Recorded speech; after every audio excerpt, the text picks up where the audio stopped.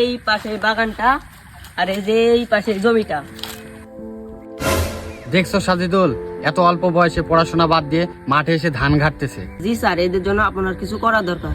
অবশ্যই অবশ্যই, চলো।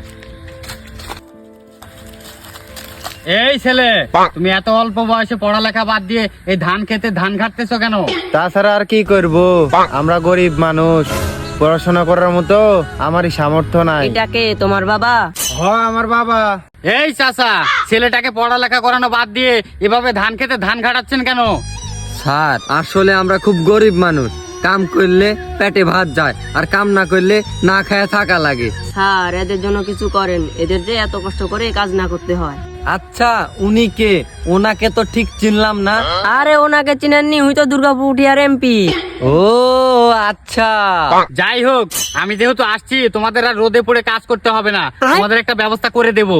আব্বা, কাম মনে হইছে, আমাদের আর রোদে পুড়ে কাজ করা লাগবি না।